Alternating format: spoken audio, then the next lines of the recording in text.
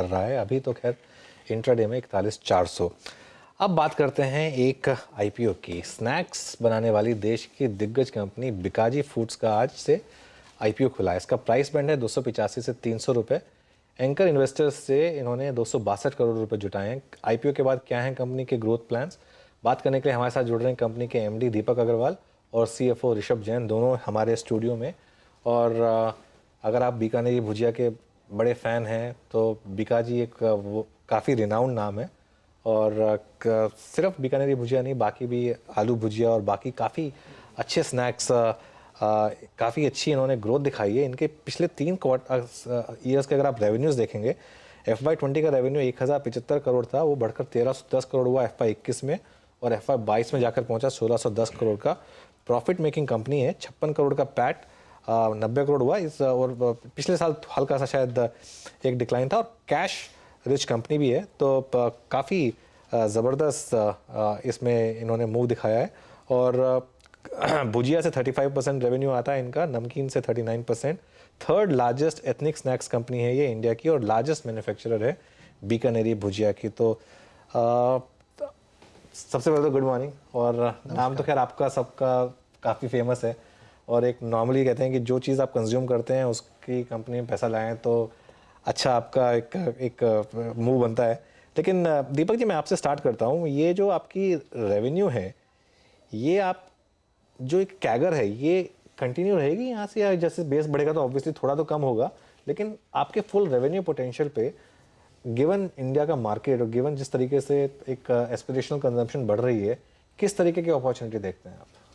Sir last 3 to 5 years जो हमारा historically जो ग्रोथ रेट रहा है और जो कैगर रेट रहा है, तो उस पर हम लोग सेम एक्सपेक्ट करते हैं कि हम लोग उतना ही ग्रोथ रेट पे आगे चल के हम ग्रो करेंगे। ओके, तो कोई नंबर्स आपके माइंड में हैं अगले 2-3 साल के लिए? और सर नंबर्स तो अभी हम लोग नहीं दे पाएंगे, बट यहाँ पे ये कहना चाहूँगा कि हमारी जो कैपेक्स हुआ है अभी और जो हमारी कैपेसिटी है, उसके हिसाब से हम लोग अगले 3 से 4 साल में हम लोग बहुत कंफर्टेबली 3500 to 4000 देखते हैं। तो मुझे एक बात बताइए कि ये प्योर ओएफएस है, जी और प्रमोटर का स्टेक 78% से 76% आ रहा है। जी। तो ये पोस्ट इशू मार्केट कैप करीब करीब 7,500 करोड़ होगा। तो $1 बिलियन प्लस आईपीओ कंपनी बनने की तैयारी है। तो ये आपने सिर्फ एक मार्केट में आने के लिए एक आईपीओ लाए हैं, क्योंकि या मतलब एक स्टॉक मार्केट में अच्छी तेज़ी है तो आप अपना एक वैल्यूएशन मैप करने के लिए लेकर आए हैं आईपीओ, ये ओएफएस? रीज़न क्या है इस आईपीओ के लाने का? देखिए सबसे इम्पॉर्टेंट रीज़न तो ये थे कि जो हमारे एग्जिस्टिंग इन्वेस्टर्स हैं उनको हमें एग्ज़िट देना था, और साथ में ये था कि अगर अगले 5 साल बाद अगर आईपीओ लेके आना है तो आज क्यों नहीं। हाँ। तो आज लाने से हमको जो एक बेनिफिट मिलेगा, और अगले 10 साल के लिए वी कैन, हमारे पास विजुलाइजेशन है कि हम लोग कैसे ग्रो करेंगे या कितना ग्रो कर सकते हैं। तो उसी के बेस पे हम लोगों ने सोचा कि आईपीओ लाने का अभी सही समय अभी है। नहीं, लेकिन एग्जिस्टिंग इन्वेस्टर्स का तो मैं समझ सकता हूँ, लेकिन प्रमोटर का भी स्टेक थोड़ा कम हो रहा है ना, 78 से 76 प्रमोटर स्टेक भी हो रहा है। हाँ, तो सर ये अलग अलग तरह की अपॉर्चुनिटीज़ नहीं, मिलती बिल्कुल, है। हाँ। हाँ, तो अगर आगे चल के कोई भी अगर अपॉर्चुनिटीज़ आती हैं तो उसको कवर करने के लिए अब थोड़ा सा स्टेक तो कम होता ही है। नहीं नहीं, उसमें कोई बुराई नहीं है। मैं एक चीज़ साफ क्लियरली बोल देता हूँ कि ये, और ये कितनी वेल्थ अगर आपने जनरेट की है तो ऑब्वियसली एक थोड़ा उसमें थोड़ा उसको एंजॉय करने में भी कोई बुराई नहीं है। ऋषभ जी, आप सीएफओ हैं कंपनी के, तो ये बताइए कि ये जो मार्केट है इसमें किस तरीके के मार्जिन्स होते हैं इस बिज़नेस में, और अभी जिस तरीके का फूड इन्फ्लेशन चल रहा है जी उससे क्या इम्पैक्ट आता है आपके बिजनेस पर? सर देखिए, लास्ट 18 मंथ्स में बहुत मेजर इन्फ्लेशनरी प्रेशर रहा है हर एक रॉ मटेरियल पे, भले एडिबल ऑयल हो की पल्सेस हो, पेपर प्राइसेस हो। उसके बावजूद हमने FY21 में 11% का EBITDA किया था। FY22 जो टफेस्ट था सभी ब्रांड के लिए, उसमें हमने 8.8% का EBITDA किया था। Q1 जब उस दौरान फूड जो एडिबल ऑयल है वो पीक पे था अपने, उसमें भी हम लोगों ने बहुत स्ट्रॉन्ग मार्जिन मेंटेन की है। हम लोगों ने क्लोज टू 7.4% का EBITDA मेंटेन किया है। Q2 से तो हमने वापस कूलिंग ऑफ देखा है हमारे सभी एडिबल ऑयल प्राइजेस में। इस साल क्रॉप ठीक है इंडिया की, कॉटन की क्रॉप ठीक है, तो हम लोग वापस कूलिंग ऑफ देख रहे हैं सभी की रॉ मटेरियल्स में, और मार्जिन वापस नॉर्मलाइज होते हुए देख रहे हैं। लेकिन ये 11% एक एबरेशन था, वहाँ जाना मुश्किल है। मुश्किल बिल्कुल नहीं है। अच्छा, तो लेकिन जा सकते हैं वहाँ पर 11%। हाँ मतलब हम 11% करते हैं पहले भी। हाँ, हम 11 नहीं, बार क्योंकि 11% जाने के लिए या तो आपके रॉ मटेरियल कॉस्ट को नीचे आना होगा या आपको अपनी प्राइसिंग बढ़ानी सो होगी। हम इस क्वार्टर में आप देखेंगे काफ़ी raw material prices cool off हुए हैं। ओके, इसमें प्राइसिंग पावर होती है आपके पास, ये कम होती है? हालांकि आपका brand name clearly stand out करता है जी। लेकिन काफ़ी और ब्रांड्स भी हैं, काफ़ी अनऑर्गेनाइज्ड ब्रांड्स भी हैं जो अच्छा कर रहे हैं। तो और अलग अलग मार्केट में, जैसे यहाँ वेस्टर्न मार्केट में बालाजी करके जैसे उसका अच्छा एक पकड़ है, तो इसमें आपके पास प्राइसिंग पावर होती है या नहीं? देखिए सर, हमारी जो स्ट्रेंथ है वो फैमिली पैक है। अच्छा। हमारे जो बिजनेस में 60% प्लस फैमिली पैक कंट्रीब्यूट करता है। हम हर घर का हिस्सा हैं। हम लोग घर में जाते हैं, हम लोग सिर्फ 5 रुपये 10 रुपये का पैक नहीं बेचते हैं। तो उसमें जो घर में लेके जाते हैं उसमें प्राइसिंग हम लोग लास्ट 2 साल में भी हम लोगों ने एक रीजनेबल प्राइस राइज की है, क्योंकि हम प्राइस इन्फ्लेशन बहुत हाई था, तो हमने बहुत अच्छे से पास ऑन किया है प्राइस अक्रॉस ऑल। और जैसे भुजिया है, भुजिया में हम नंबर 1 है भुजिया में। हम पापड़ है, हम नंबर 2 प्लेयर है in papad, handmade papad. Sweets में we are one of the largest, हम सबसे बड़े हैं स्वीट्स में, वन ऑफ द लार्जेस्ट हैं हम लोग। तो ये 3 कैटेगरी ऐसी है जहाँ पे हम लोग काफ़ी की एक्टिविटी करते हैं अक्रॉस प्राइसिंग में, नए प्रोडक्ट लॉन्च करने में काफ़ी काम करते हैं हम लोग। ओके, दीपक जी, इसमें इस बिजनेस में डिस्ट्रीब्यूशन पर काफ़ी फोकस रहता होगा, तो डिस्ट्रीब्यूशन आपका कैसे संभालते हैं आप यहाँ पर?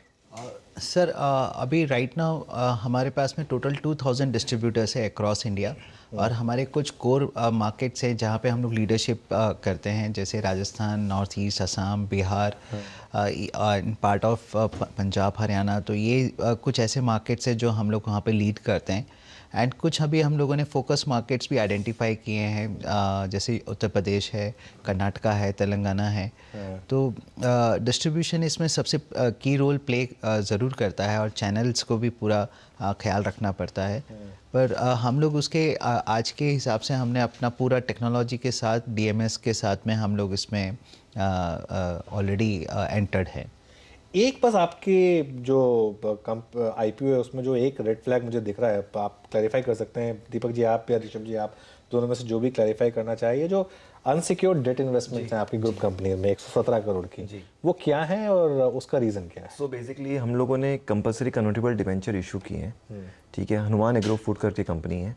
सो वो बेसिकली ग्रुप कंपनी है जहाँ पे बीका जी ने इन्वेस्ट किया है। वो जो कंपनी है वो बीकानेर के अंदर ही है, हमारे फैक्ट्री जो मदर यूनिट है उसके जस्ट बाजू में है। तो वंस वो एक बार हम इन्वेस्टमेंट कन्वर्ट कर देंगे, CCD एंड CCPS, वो बीका जी की सब्सिडरी बन जाएगी। हम लीगल अप्रूवल कुछ वेट कर रहे हैं।